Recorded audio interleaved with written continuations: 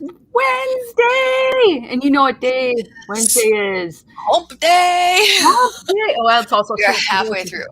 Halfway through. We are like the glass half full. Sweet Subversives this week. So exactly. yay. And let me tell you, this glass is really full because tonight we have spectacular election coverage. Yes, we do. Okay, I don't know that we're spectacular in our election coverage, but the election was spectacular, and we will be covering it. It definitely was, and we will cover it. Maybe, and we will try to be spectacular at the same time. Yes, exactly. So we're going to get to our drinks in one moment, but to preface our drinks, I just want to mention that. So we had 18 candidates running for office. 8 of them won. That is a 44% win rate. Yay! Freaking amazing. So, to celebrate, oh my God, I'm going to try to do this better.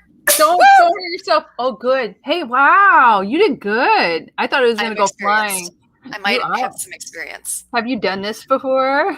I'm like Jimi Hendrix. Are you experienced? Well, I am. With champagne and booze. Yes. Okay. What is your celebratory I'm drink? having a champagne-like drink that's a beer, a Coors Light, but I'm going to have it in a wine glass because we're celebrating. Yeah. That makes it celebratory. Celebratory in a nice glass. Good enough. Exactly. So it's bubbling just like yours. If you hold them up side by side, you wouldn't even know, except I don't have a champagne glass. So cheers to that frickin' election. Cheers to our candidates. Delicious. Yeah. Now that's not bad. These are good. Excellent. So our candidates, when they run in elections, whether they're partisan or nonpartisan, a lot of times they have to think outside the box and campaign differently. I mean, there's always good campaign fundamentals that you want to have in place. And our candidates that win, they have those good fundamentals. But they also, gotta be a little cagey. They gotta be a little strategic. Think of things a little differently. And we need them to be Obi-Wan. Like this? Now that the Death Star is complete, it is the ultimate power in the universe. You won't get out of this station alive. Take out your lightsaber and end this, old man. What are you doing? Oh, okay, what just happened? Holy shit, something just came through the ceiling and impaled Terry! Terry's dead! Oh, God! Oh, no. Oh, right through the floor! That's what it is. Oh, God, it's heading right for the daycare level! No. Get the reactor core any second! This God! can't be happening! We're all gonna die! Oh, Every those one of Qui-Gon us! is gonna give me so much Dude, shit. I never even got to touch a Oh, I like that, Kara. Right? So, we have to be a little smarter about how we run. And we have candidates that just won their elections yesterday.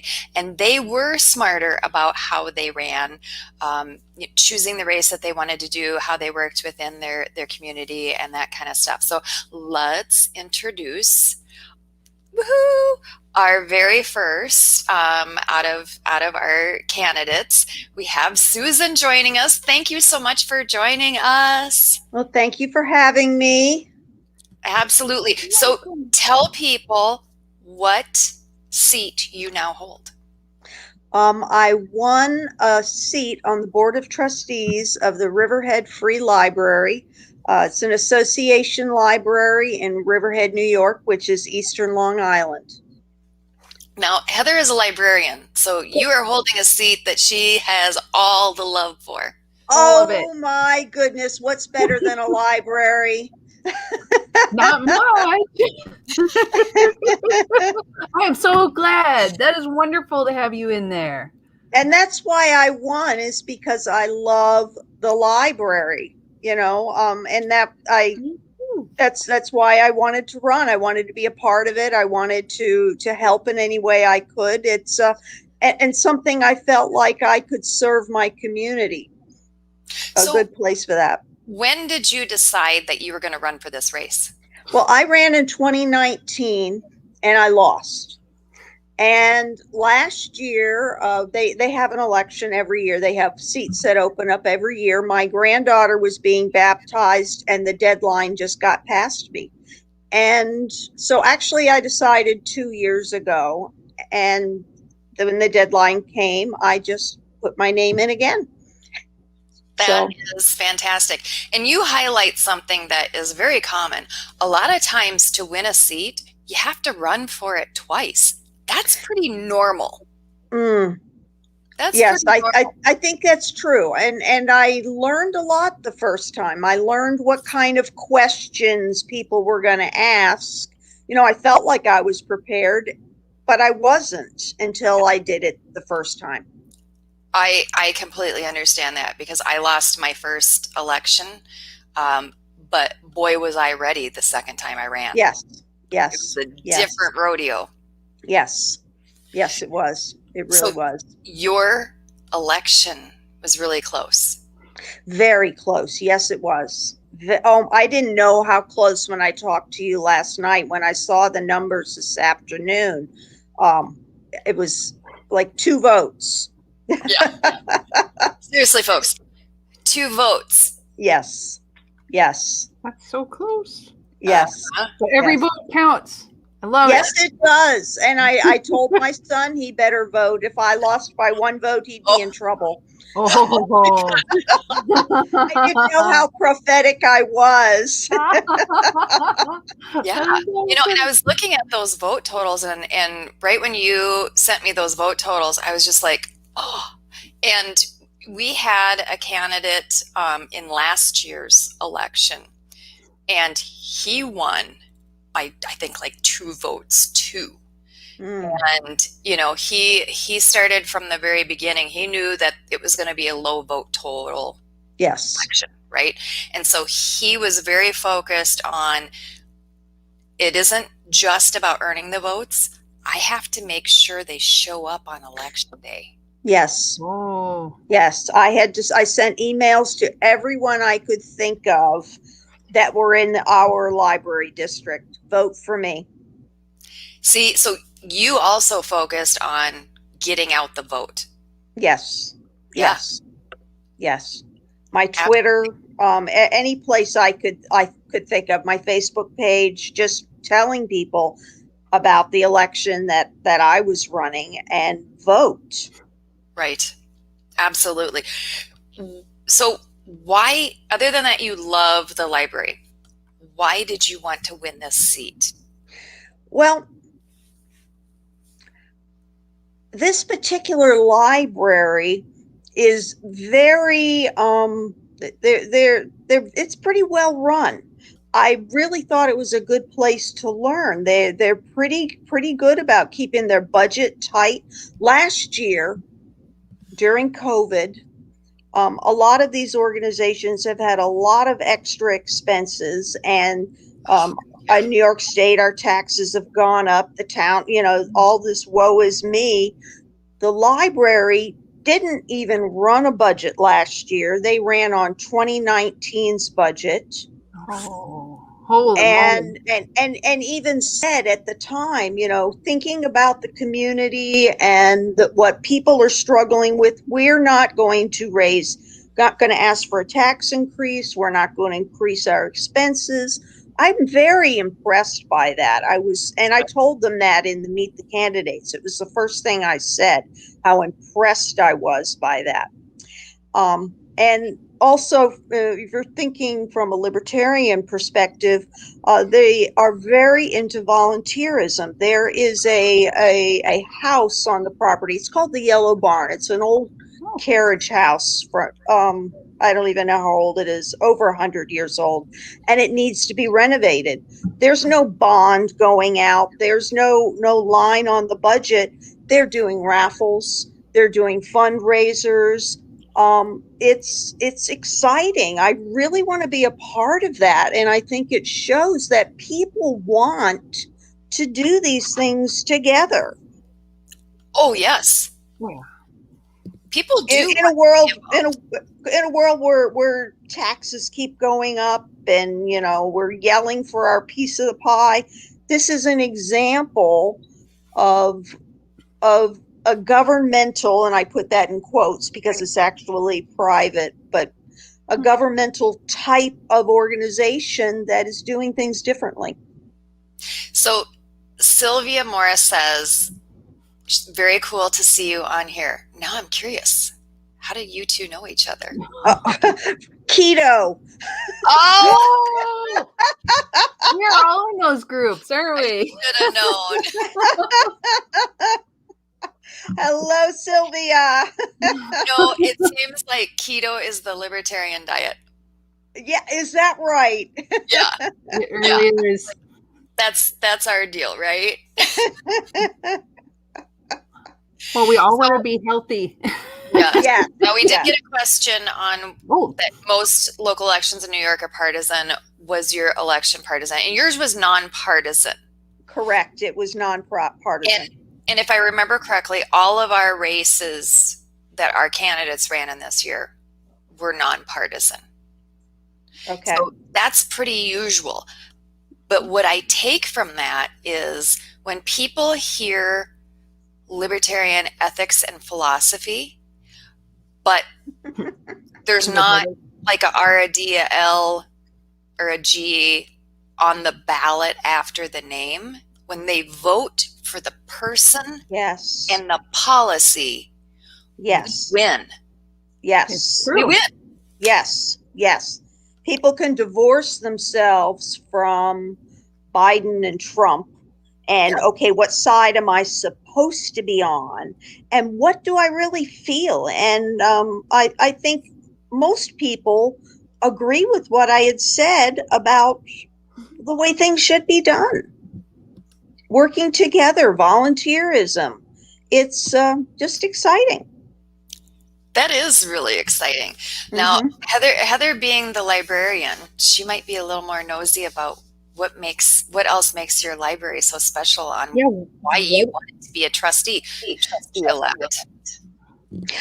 Well, there's another side to me. I'm also a former union president, and I worked in a different association library in New York State. An association library is a nonprofit entity that contracts with the school district to provide a library service. And I worked for 15 years in a different association library that was unionized. And in fact, I started the union in my living room. That's a whole nother story. But I was the president for 5 years. And so this particular library also has the same overarching union. Their subsidiary of the same union. So I think that it doesn't need to be animosity between management and the union and the staff. It can be win-win, and not that there's any particular problems right this minute, but I still would like to work with improving the life of the staff in a win-win sort of way of approaching it. It doesn't have to be, we're going to raise taxes, for example. There's always ways of making things better for the people who work for you, who are the front lines of the library. They're the ones that serve the public, not the board. And so we need to take care of them, help them to do their jobs. And, if they need better health insurance, whatever,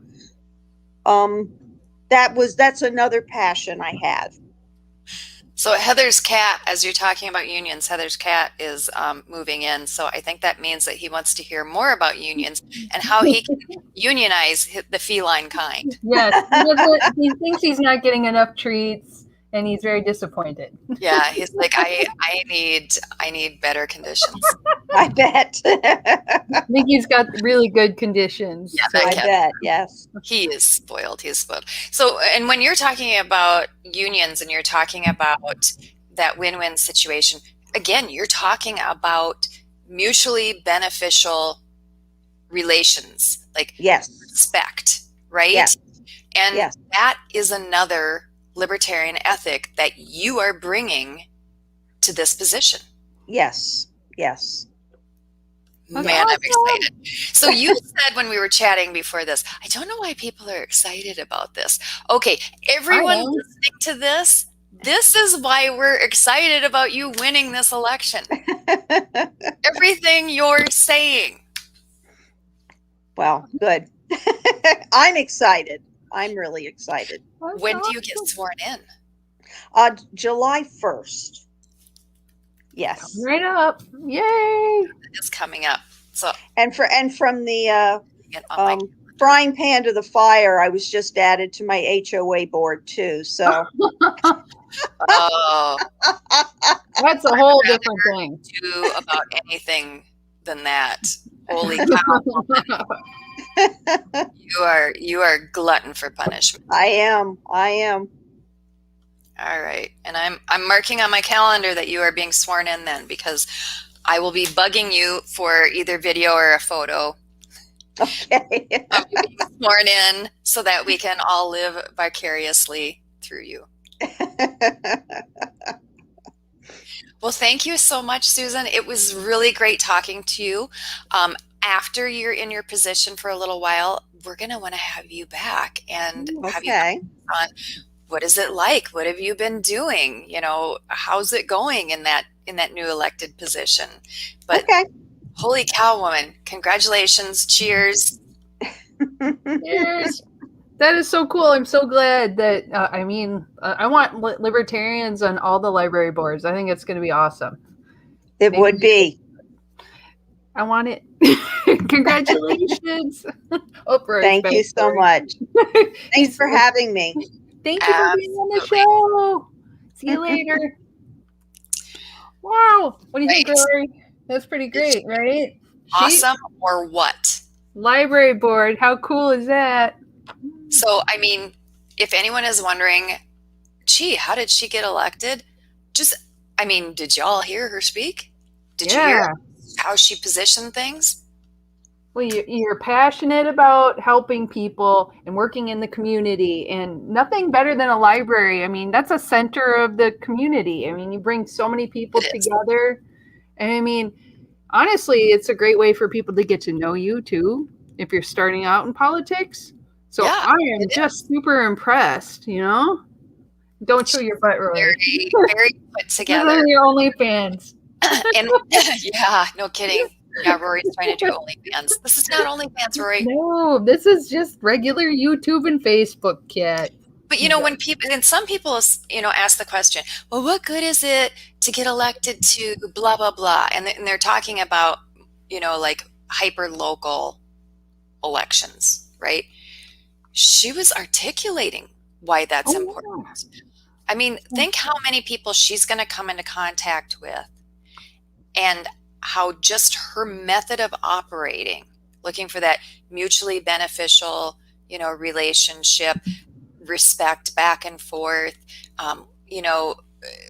bringing more volunteerism in, all of that. So she's going to be communicating that to her community. It's going to be amazing. I'm really proud of her, and I just think what a wonderful person for that community. Oh my God, yeah.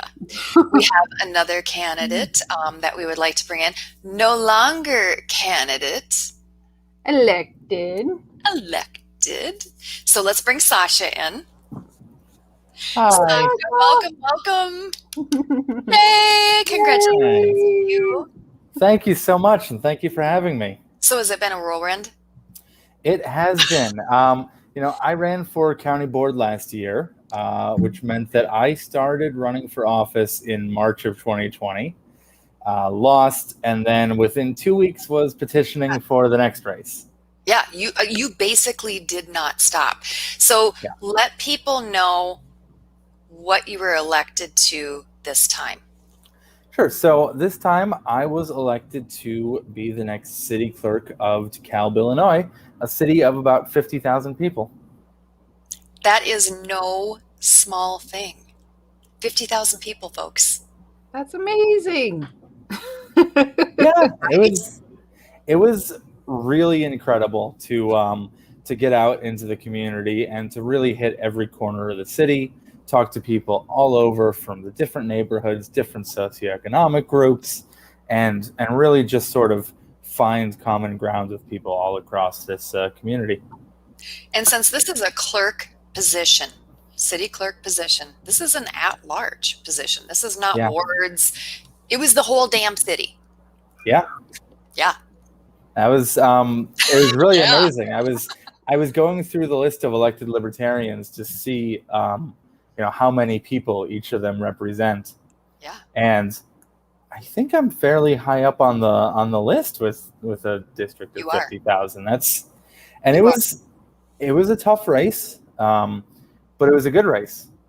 There are, I believe, about 10 of us. Wow, that's amazing. Might be 11 now, because we had a person. Yeah, because we had one of our state reps flip. So 11, I believe. But yeah. Wow, that's incredible. It is incredible. So when people hear, oh, Sasha got elected as city clerk. Oh, okay. City clerk of a city 50,000. Yeah. Now, have you been able to sleep yet? Because I know we chatted a little bit back and forth and you are not sleeping. Yeah. I didn't get to sleep until fairly late last night between everybody calling me and my phone sort of refusing to stop ringing for hours. Right. To going out and grabbing a drink with my dad, who came down to celebrate. I was out kind of late last night, but I finally did get to sleep in this morning and actually catch up a little bit. I've got this interview today, and then I'm doing something on Friday, and then I am turning my phone off for the weekend and taking the first break I've had in a while. Do take some downtime and take some time to just take it in and like chill and privately celebrate, because when do you get sworn in? So swearing in is the first city council meeting after the votes are certified. Our council meetings are the second and fourth Mondays of the month. So if the clerk is really quick, it could be this month, but I think more likely it'll be the second Monday of May. Yeah. All right. That's great. I'm marking you in because so that would be like May 11th, possibly. Yeah, that sounds right. It myself should be that day. Yeah. Because again, I'm gonna want photo, video, something. I gotta live through you guys. You'll get video. I will make sure of it. So to do an election this size, how did you have to organize this? Because this isn't just you. Like, this is not a one-man band. Not at all. Campaign. You can't. So I brought on Caitlin Cloven, who is one of my favorite activists in the party and one of my best friends, to manage this race. She was in Minnesota, and then you jerks in other states. Stole her. Yep, she is in Ohio now, and yet she actually a state not to be named. Yeah, she drove out here 6 hours each way from Ohio, 3 weekends in a row to knock doors with me. Oh my God! Wow. Yeah. So what we did was we purchased all of the voter data through a data vendor called L2 for everybody that had voted in 3 of the last 4 municipal elections. I figured that was a decently effective criteria to target, get the most likely voters, because the folks that don't vote too frequently are just going to vote for the first name on the ballot, and I had first placement, so I figured that we could just really focus on those folks. So we got that. And then near the end, we bought a second list of every person 18 to 25 that had voted in November. And we did a last-minute text banking campaign to them in a meme style. So the text we sent read, nobody, absolutely nobody, me, there's an election on Tuesday, please vote. And we sent out 1,700 texts this past Saturday. A single volunteer did that for us. And we got over 100 responses, which is a really high response rate for cold text banking. So breaking that down. So the two things that you mentioned so far was, first of all, you identified your likely voter. Yes. And then you took that and said, okay, this is my persuadable universe. Yes. And then you took a subset out and said, we're going to do a targeted message delivered in the way that this group wishes to receive a message. Yeah. So for the regular voters, held that lightsaber and dropped her through the floor. Yeah, it was. I came from Democratic politics before becoming a libertarian. I was a field organizer on Andrew Yang's campaign for president, and that meant 4 months of living in Iowa, doing nothing but targeting voters, canvassing, and building up a network of volunteers. So I used my experience from that to really learn how to effectively campaign and how to effectively message. We had a lot of issues throughout the city that have been ongoing, and I learned how to message them to both left voters and right voters. Although I really found my comfort zone working with the political left here in DeKalb. The chair of the County Democratic Party collected 120 signatures for me when I was working to get on the ballot. I saw that, and it's because you weren't a dick. Yeah, pretty much. But you also didn't lie. You said, these are the areas we can work together, right? You found your Venn diagram with them and said, let's talk about that area where we overlap. Absolutely. I was not doing butthole science. That was overlap. Yeah, I know you. But that's what you did. I mean, you were looking for, this is our area of commonality. This is where we can be allies.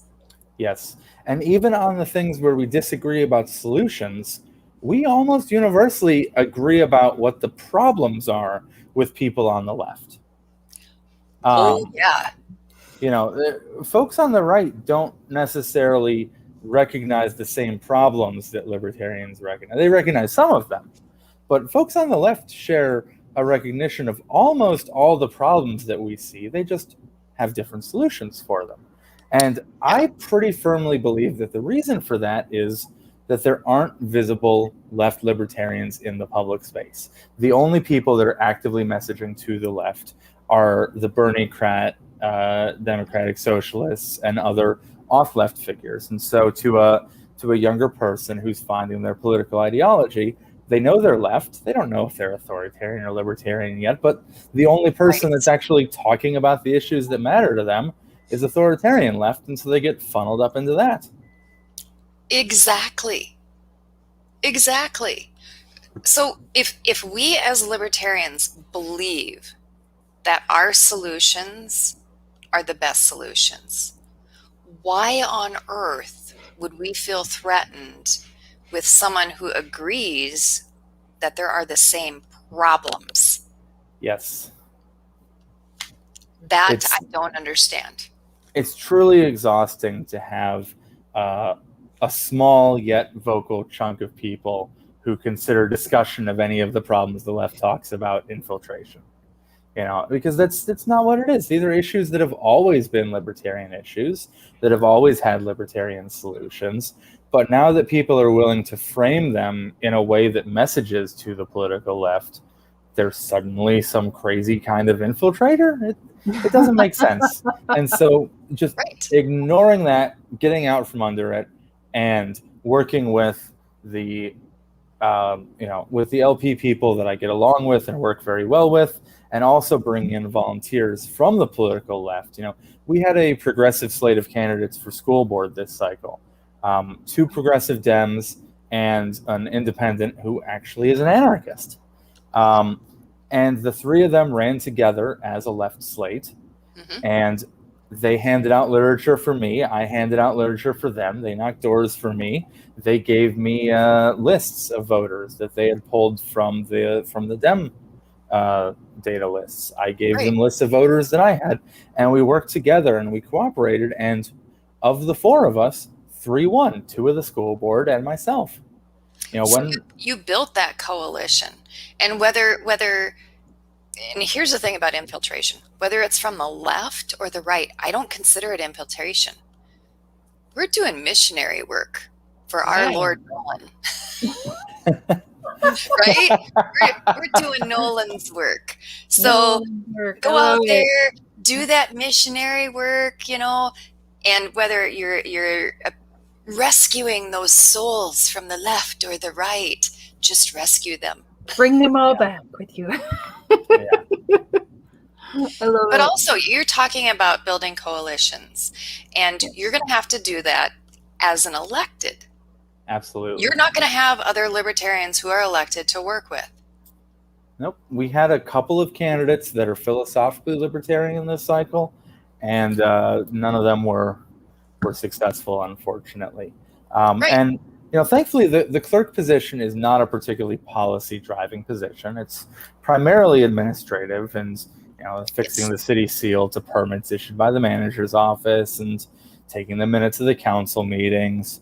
But it also is the local election authority. And here in Illinois, the clerk can go to the city council and say, I have the ability to administer the elections in a different methodology. Will you approve me doing so? And so I made a central focus in my campaign. I want ranked choice voting here in DeKalb. And I've already been reached out to by 2 council members that are going to be in support of that. I need to find 2 more to get the majority, but that is going to be the main project once I take office. And here again, you show something that some people are questioning. Why would someone run for clerk? A clerk is not a policy position area. Why would you do that? You're just, you're involved in the statism arm of the government, that type of thing. But you looked at this position and said, this is an area of responsibility, and I would like to bring libertarian ethics and solutions into that area of responsibility. Yes, absolutely. And I also see serving an elected office as a form of harm reduction. We see when it comes to things like drug use or teenage sex that you don't tell people don't do it and then sit back on the sidelines as things go south. You get involved where you can and you minimize the harm. I am an anarchist. I do not believe there should be a city clerk, but as long as there is a city clerk position, I will gladly fill it if it ensures that there will be more transparency and more accountability to the people that are being harmed by the state. And again, hearing this message, it's no wonder that you won your seat. Thank you. I'm looking at the method of what you did, the mechanics of your race, right? But I'm also looking at your approach. And if you heard Susan before and hearing Susan now, hearing that approach to how government and individuals should interact, what should the relationship be? And both of you are coming at it from a very compassionate, peaceful, wonderful place. Yes. And that appeals to people. People want that. They do. Absolutely. And that is something that has always been a central focus of my liberty journey. I find that the messaging around, I just want to be left alone doesn't really ring for the majority of people. I don't want to be left alone. I want to be freed so that I can help other people in my community. I want to be freed so that I can organize with people. I want to be free to form co-ops let people form communes, and have people organize their lives around each other the way that they want. It's the freedom to be a community, not to be an enforced group the way that a state creates. Absolutely. I mean, this is absolutely fantastic. Very excited about your race, very excited about your win. How many people did you have regularly volunteering for your campaign? I had, let's see, there was one individual who did all of the data crunching for me. And then I had a team of 4 LP volunteers that came out on the weekends to do canvassing, and about 5 or 6 of the local leftist organizers and members of Sunrise DeKalb that came out to do a lot of door knocking for me on the weekends as well, with other candidates lit. And then also, the other candidates that were sending out my lit had their own people on top. So it added up to having a pretty considerable number of folks out. I bought 1,500 door hangers, and I think we got probably 1,200 of them out. That's good. So you're looking at a team of 14 people, give or take. Yep. Yeah. You knocked a crap ton of doors, which you got to do. I mean, generally speaking, the ratio is for every 13 doors you knock, you're going to get 1 vote. So, and truthfully, every vote counts. Now, in your race, you smashed it, 82%. Yeah, I was really proud of how that ended up shaking. And that focus on doors was so important. A lot of people think that you can just sort of litter the streets with yard signs and that'll do something. And one of the first things my first boss told me on Yang was yard signs don't vote. Yard signs don't vote. And he would yell it at me anytime I suggested we do a yard sign push into a neighborhood. And he was right. It's not the signs, if you don't have them, people ask questions. So you have to get, that base minimum, just that it's recognized. But past that, it's all about direct voter contact. People don't care what you said to the newspaper or what you said on that podcast interview you did last week. They care that you or somebody on your team is standing at their door, interested in what they have to say. Oh, thank you. You hit upon another thing. They're not interested in you talking at them. Yes. They are interested in you listening to them. Right. And also very interested in Heather's cat. Heather's cat is obviously going to be running for office and would like tips. However, Rory bites, so I'm not sure how that would be at the door. He'd be a really rough politician. I mean, he could be a police chief. Vote for me. All right. Yeah, maybe a sheriff. Yeah. Sheriff. Yeah, maybe. I think, he's fair but violent. That would work then. Well, thank you so much, Sasha. I really appreciate you coming on. We do want to have you back after you've been in office for a little while, because we want to hear how that's going with ranked choice voting, what it's like settling into office, all the good stuff. So absolutely. Thank you so much. Congratulations, Sasha. Congratulations. Yay! Right? Oh my God, those candidates. That's so awesome, dude. Those electeds. Those electeds are awesome. I'm really proud that we get some great people there, and I think they're going to change the world. It's amazing. So good. So good. When I highlighted that number, that in this yesterday's election cycle, if a libertarian ran, they had a 44% chance of winning. Like that was the win rate.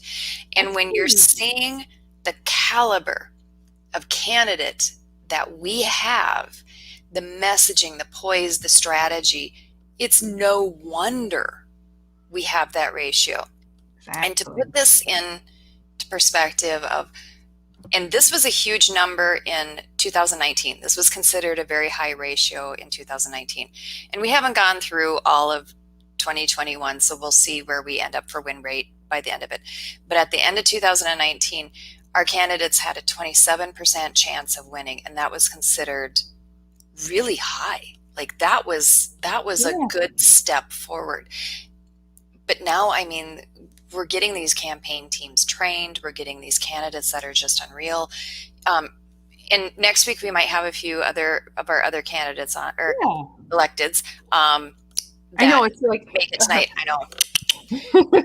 But we have so Christopher Clark won his election, and he moved from Minnesota to Wisconsin. And I will tell you, so strategy, he totally did the lightsaber drop thing because he went to early vote. Oh. And saw that there was no one signed up, filed to be an alderperson for his township. That's what you do. And he was still able to file. So he did it like right then. He figured it out at the last minute, and he's like, I can do that. Yep. And he won. I know. I'm waiting for an election like that. Lightsaber. I need something like that where I'm like, oh, nobody's running for that? Okay, my turn. That's strategy. I love it. So we had Jason Howard, and he won re-election, which is also important. Winning re-election is just important. So he's New Lenox trustee. Brody Anderson, he won for River Valley Library District Board trustees. Oh my gosh, library board. Yeah, so that's yeah. Illinois. Jonathan Russell, Illinois, he won for Board of Education. So excellent again. Yeah. Kelly Liebman, she won. She was an incumbent. So is Jonathan Russell for Greenwood Township trustee. So those are some of our winners. But we also had some races that were so close. And I do mean close. So we had Carl Silla. He was going for normal town council. And keep in mind, this is larger. So there's thousands of votes, right? Yeah, yeah. Under 100 separated him from winning. Good though. Every vote counts. He's running again. Good. And I told him, I'm like, you have to do this. And he's like, oh, yeah. We have Aaron Wright, and he went for a Collinsville Township trustee. 51 votes. Holy buckets. Wow. I know.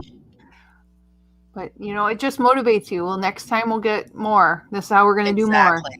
Exactly. Awesome. And then we have Eric Stahl, and he was running for a Board of Education as well. And he ran for it. And if he would have got it, like he was willing to serve and all that kind of stuff. But this is his strategy. Yeah. Keeping his name out there, because next year he's running for county board, and he came really close in the previous election, and he did really well in this one. Oh, so this was, I mean, yes, he absolutely would have been happy to serve in this position. It wasn't like he ran for this without intending to serve. Yeah. But his plan was, if he did not make it, it kept his name out there so that he'd be prepped and ready to hit the ground running for that county board that he's going to be running. People, they recognize your name and they see you again and again, and you talk to them. They're gonna, it's gonna get the votes. It's gonna get exactly. More. Yeah. So I mean, that's amazing. This is a really good election. Now we had candidates giving us lots of tips. Oh yeah. Do you want Heather? Your tip is the best. Okay, I'll give you a tip. I'll give you just a tip. I had this adult moment earlier today. I'm like, this is one of my favorite things I wanted to share, and I go, Kara, have I shared this before? And I'm like, I just don't want to be telling you the same thing over and over again, but it is one of my favorite things. And I was on a diet this year, and I had the best snack ever, because sometimes you gotta have a snack and you get hungry. Like bacon wrapped Oreos. Like bacon wrapped Oreos is probably not the healthiest option, but delicious and yummy.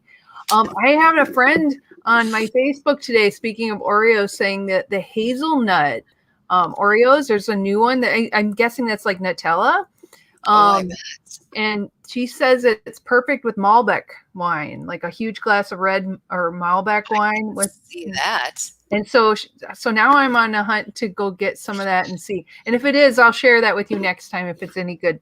But I have to find them first. So that's part of it. But the healthy option is popcorn. But a lot of us think like, oh, well, I'll just throw a bag of microwave popcorn in. And then you look at what's on the ingredients and it's covered in weird fat and stuff you can't pronounce.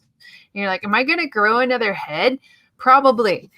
But, and I'm not saying microwave is the greatest thing for you either, but I found a healthy way to do it. I got this microwave popcorn bowl, and it looks like a regular bowl, and it's got this weird lid with like these little notches in it. So it lets a little bit of the steam out, but it doesn't shoot the little popcorn kernels out. Oh. And then you just put like a quarter cup of regular popcorn kernels, and I refill this, but I get this giant container of popcorn off of Amazon. It's like 5 cents for a bushel of popcorn, so it's cheaper too. And this one is made by, I think it's called Nordic, which sounds like something I would do. Nordic Ware. So it's a Nordic Ware popcorn bowl. And you do it for about 2 minutes, and then, you do it by ear. You're like, when does it start slowing down, And I don't put any oil in this when I pop it. It's just like an air pop. None. It doesn't need it. You could, but it doesn't change anything. What I do is at the end, you can top it with different stuff. Like I got that, can't believe it's not butter spray sometimes, and just like put some salt in that. But my favorite thing is nutritional yeast. And some of the vegans call it nooch, which sounds like it's a drug. I'm going to nooch it up. So you put that in, it kind of tastes like cheese. And it's like adds like, I think, amino acids and B vitamins, which is very healthy. My husband loves nutritional yeast on popcorn.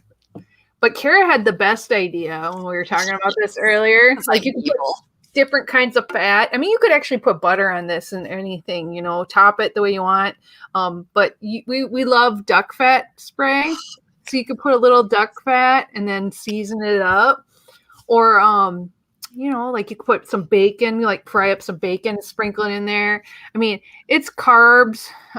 If you're on keto, it's not a keto thing with the popcorn, but I feel like the low calories, it's not. Although that duck fat spray is super, super low calorie because there's actually very little that's going on.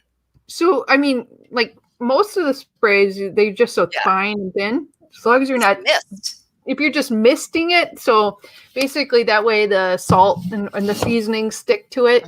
You could do that. So it's very healthy, and you can eat like a whole thing of popcorn if it's not super oiled up, and it's only like 100 calories or so, 150 at the most. So oh my God. It's like one of the lowest calorie snacks as long as you don't put butter all over it, I'm just saying. So that's my tip, is like get yourself a microwave popcorn bowl, and you can get an air popper too, but I think a lot of them, I think they use a little bit of oil in it, if I remember correctly. So this is like an oil-free way of doing it. Unless you hate it's my favorite one, and I use it all the time. Mark says it's a Nordic Ware is a Minnesota company. It is, definitely. Buy local. And the one thing is you got to be careful with the lids when you put them in the dishwasher. You can melt them if you put them in the wrong rack. I've learned the wrong way when metal has touched it and stuff. So, and they fly around a bit. So put them on the top rack when you wash them. And I should also mention that Star Wars video that was sent to me by Ben Dixon. He always sends me the best TikToks. He's got the great TikTok stuff. So that was my just the tip for this week, Kara. And it was I love your tip. That was good. Thank you. I want to buy one of those. Did you buy that off Amazon? I did. I will send you a link, and I can post the link. I mean, I'm not making any money off of this, but I'll post it on our group if people are interested too. Post it, because then it keeps it there, and then I don't forget it later. And exactly, you go, oh yeah, I want that. I'll post it later because it's just like the best, and I'll have a little link for that giant thing of popcorn too, so that way you spend hardly any money on your popcorn addiction. just don't burn it. That was always the worst. Like at work, there's always the one person who burns their popcorn every day. And you're like, you do this every day. How do you burn it every day? Set it lower. Sorry. That's my pet peeve. We're gonna do our one awesome thing, and for viewers, so if you write in the chat comments what your one awesome thing that happened to you this week, whether it's a small thing or a big thing, but just like something that happened that was good in your life this week, and then we share that, and Heather and I will share it. But while you're thinking of that, and while you are typing that into the chat, there's people are now. I don't even know what to say about this. So people lose their damn minds. People are losing their damn minds. So people are, and I've seen articles on this too. They're like, well, since no one will ever hug or do handshakes ever again, what shall we do? And I'm thinking, have you not left your fucking house? Because I have, and people are shaking hands and hugging. I know it. I see people like all the time now, especially now that a lot of people I know have started getting their shots. I'm like, people are out there, out and about. So yeah, they are. They're losing their damn mind. But like seriously, in these articles, they're saying, what should we do? So pop up some of their suggestions. These are the alternatives to the handshake for those of you who are afraid.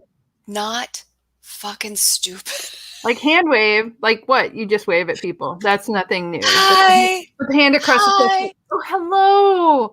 The foot shake. Like really, I'm gonna go kick somebody in the feet.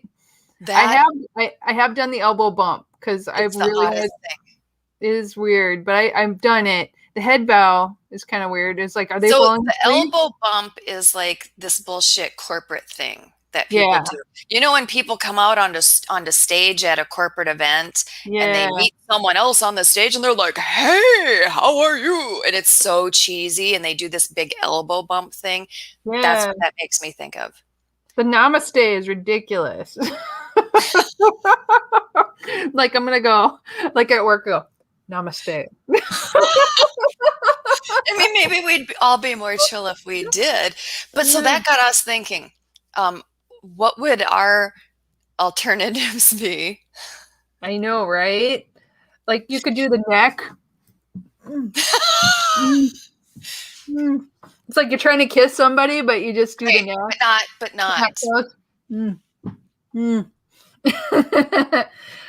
Or you could do like the booty bump. There you go. I can't get my butt up. Oh, other way, Heather. There.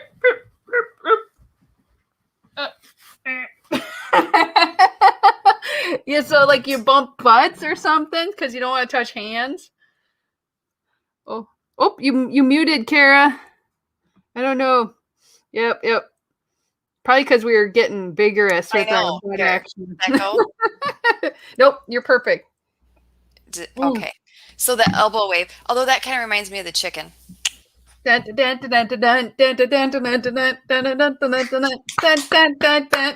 do that every time you see somebody and then be like, we can chicken dance every time.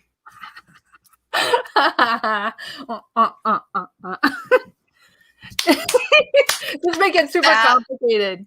Would be amazing. Do you know how long it would take to say hi to everybody you see at work? You have to do the whole chicken dance. I'm gonna just start doing that. You're gonna go, what the hell is happening? I think that should be a thing. That will be, so that is now the greeting in Minnesota. The chicken dance?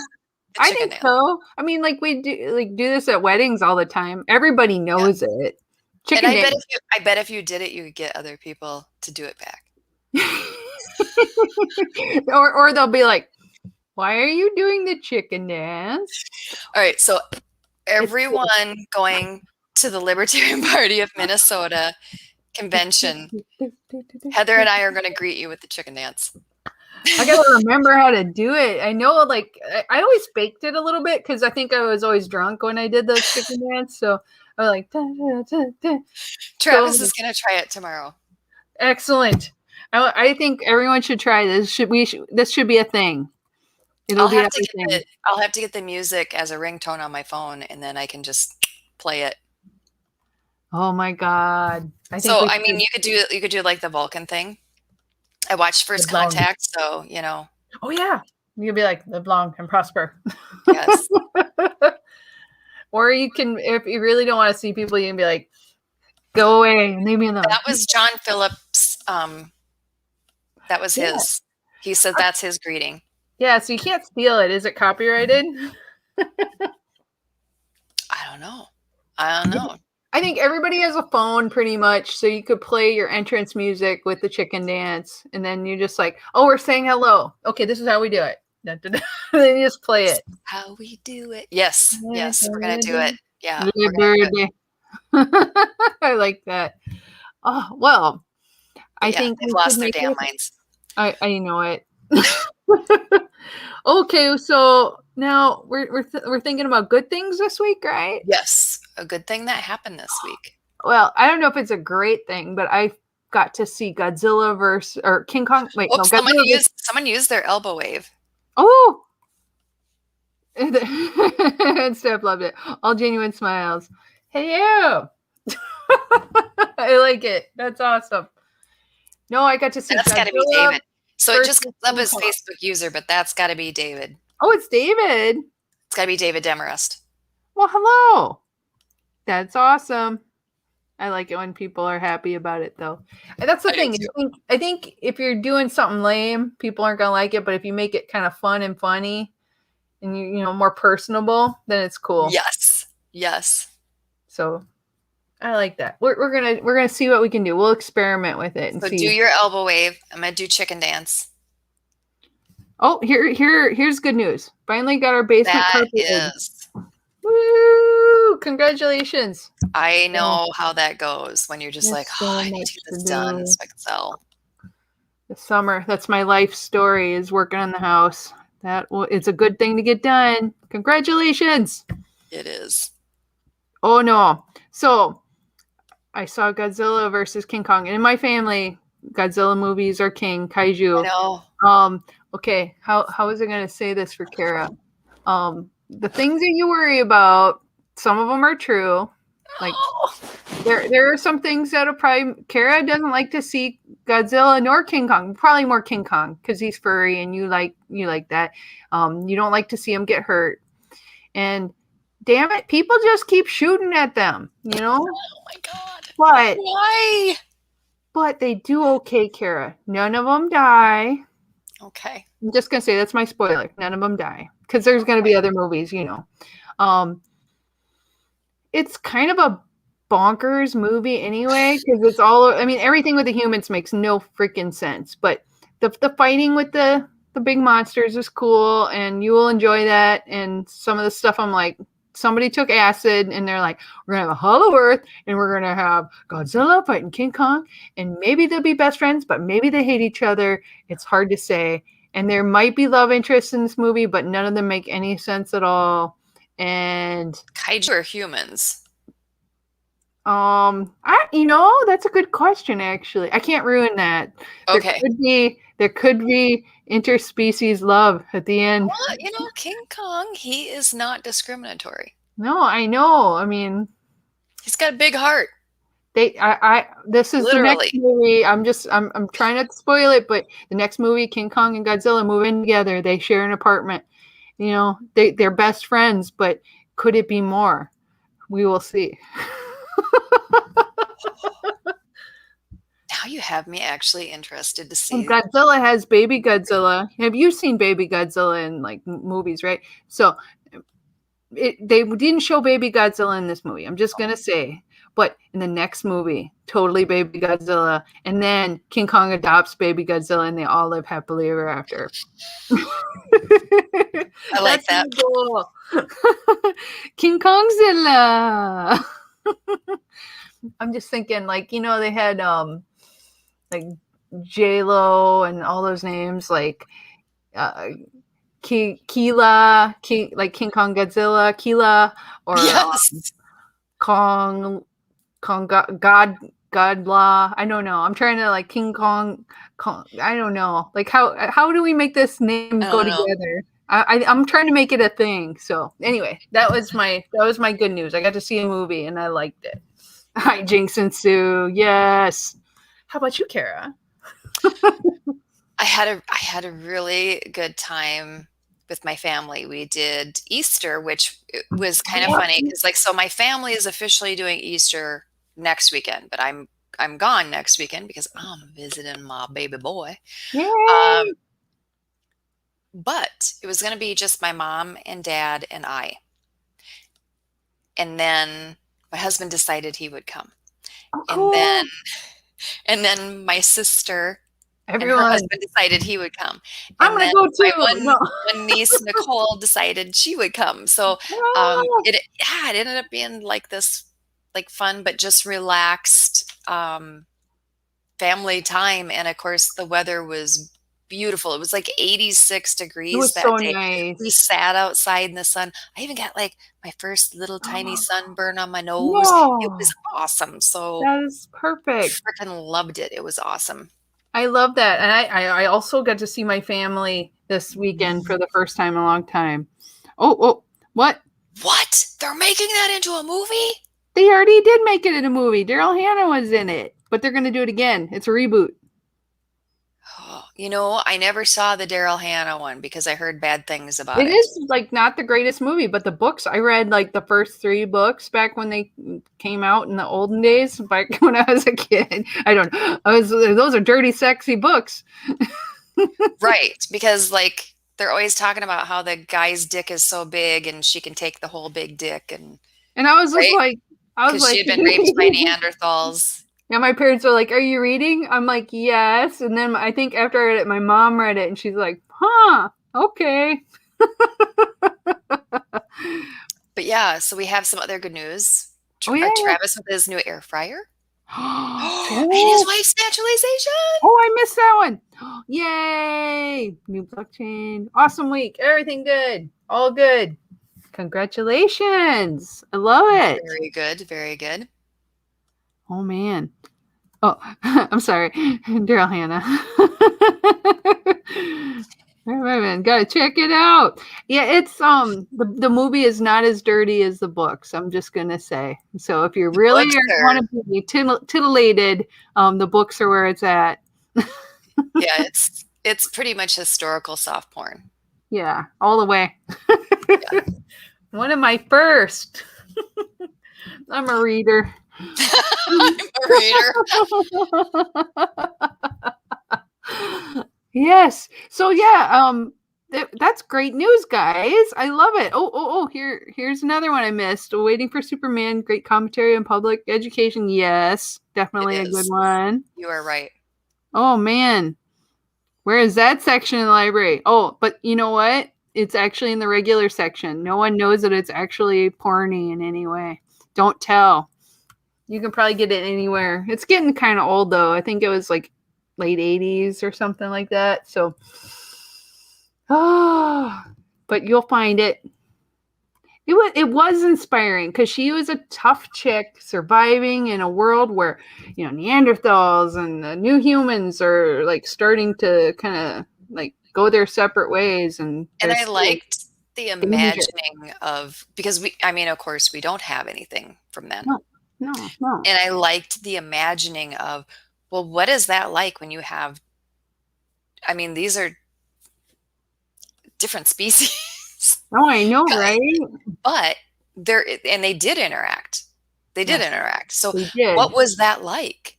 Yeah, it was I thought it was really neat, but the soft porn didn't hurt. There's survival elements that were really interesting, and she is a strong woman in a way that made sense, but it wasn't like it was trying to jam anything down your throat with like empowerment, like we kind of overkill today. But it was cool. Except for the rapey sex stuff, in the book, it's a little harsh. It's a little harsh, but you can kind of understand some of the decisions she made based on it. And it was when I first found out that people used to use urine to tan leather. It's true. There is some really cool historical, like neat stuff in there that you're like, really? Is that how they did it? And you're like, I know. I had to immediately like research look that. that I'm up. like, that can't be true. And then I it was like, is. It is. It's got a bleaching agent to it, so it makes it nice and soft. So urine is a great way of doing that. Oh my god. Dinosaur erotica, right? There is dinosaur erotica. It won like what is it, the Nebula Awards? So it was one of the Yes. big sci-fi ones. Yeah. So yeah, they it's definitely out there. 4% of Neanderthal genes. We do, yeah. Yeah, Yeah. right? Yeah. I mean, so there was obviously some something intermingling happened. of societies, but And some people show it still to this day. Well, on that note, I'm almost out of beer, and we've already talked about dinosaur porn and caveman porn. And once you got to dinosaur erotica, I mean, what else is there to talk about? there's gonna be a King Kong Godzilla sexy mashup somewhere. You know it. It's just we went down that rabbit hole. So anyway, I that's all I got. I can't think of anything else anymore. I hope you guys all have a great week. Where did we go with this show? I don't even know. And I wanted to thank our Patreon supporters, Michael Yes. and David. Thank you for supporting us. We love you guys. And I hope everybody has a great week. Oh, and if you want to support us on Patreon, I'll show this one too. You can support us at patreon.com/Sweet Subversives. And you can join our special group of hanging out. So have a great week. Happy Wednesday. We love you guys, and we will see you next Wax week. on, wax Wax off. on, wax off, wax on, wax off. Later. Oh.